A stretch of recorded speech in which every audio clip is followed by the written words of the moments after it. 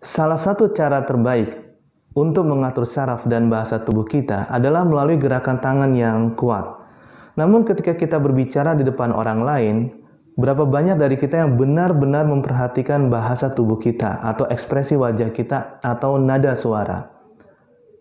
Berkomunikasi dengan percaya diri dan berpengaruh berarti memiliki kemampuan untuk mengatur bahasa tubuh kita.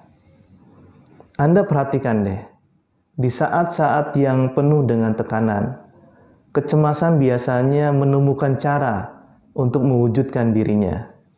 Oleh karena itu, orang sering mengalami apa yang biasa disebut sebagai kebocoran bahasa tubuh.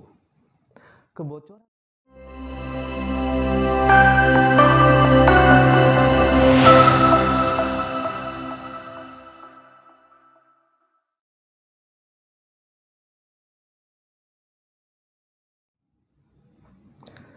Salah satu cara terbaik untuk mengatur saraf dan bahasa tubuh kita adalah melalui gerakan tangan yang kuat. Namun ketika kita berbicara di depan orang lain, berapa banyak dari kita yang benar-benar memperhatikan bahasa tubuh kita atau ekspresi wajah kita atau nada suara?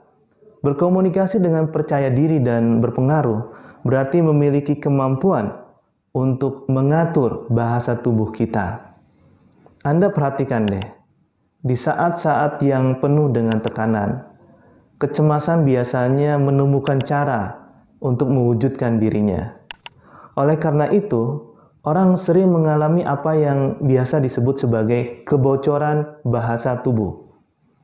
Kebocoran bahasa tubuh mengungkapkan kegelisahan kita dan seringkali muncul keluar dengan cara yang berbeda-beda di setiap orang.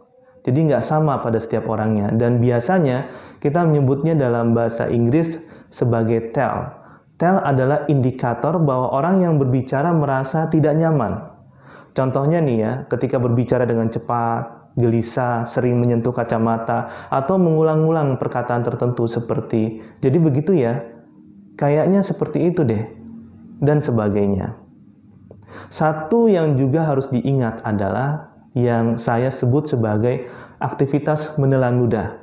Menelan ludah membuat kita meneguk ludah tanpa sadar saat kita gugup.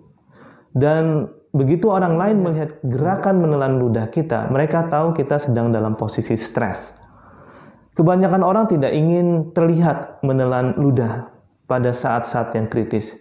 Jadi ketika Anda merasa perlu menelan, cukup tundukkan kepala Anda ke bawah dan telan ludahnya. Angkat kembali kepala Anda, baru kemudian bicara. Beberapa orang bergerak dengan gugup ketika mereka berbicara.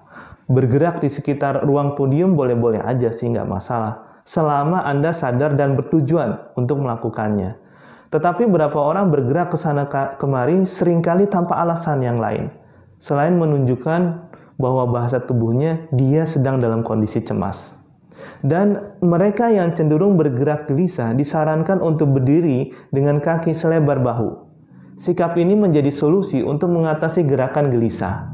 Perlu diingat, bergerak sih oke-oke aja, baik-baik aja, selama gerakan tersebut mendukung pesan yang Anda sampaikan. Kebocoran bahasa tubuh juga terlihat di mata seseorang melalui seberapa sering mereka berkedip. Berkedip berlebihan dapat membuat orang tampak cemas atau bingung. Meskipun saraf mungkin tidak ada hubungannya dengan mengapa mereka begitu banyak berkedip. Sebenarnya rata-rata seseorang berkedip itu sekitar 15 kali dalam semenit. Ketika mereka dalam kondisi beristirahat tentunya.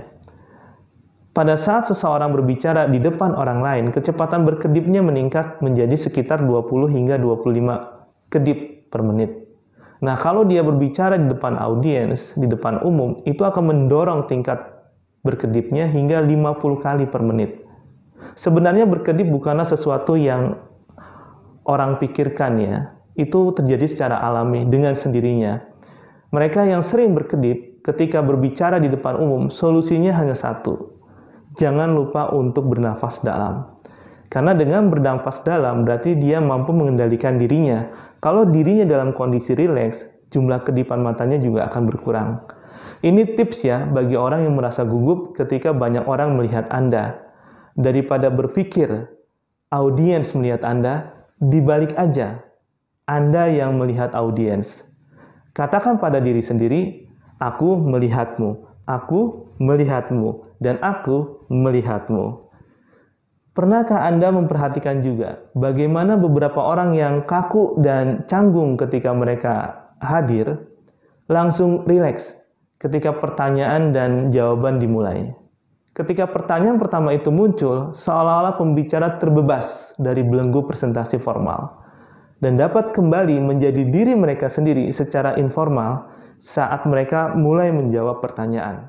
Orang yang cocok dengan kategori tersebut dapat hadir dalam presentasi mereka dengan metode tanya jawab, dengan metode pertanyaan. Misalnya, bagaimana kita bisa menggandakan pasar kita dalam 2 kuartal berikutnya? Begini caranya. Nah, kemudian dia melanjutkan dengan menjawab pertanyaannya sendiri. Kemudian ikuti alur presentasinya. Jika Anda merasa bersalah atas kebocoran bahasa tubuh ini, praktekkan strategi untuk mengatasi hal tersebut sehingga Anda dapat mengelola bahasa tubuh Anda.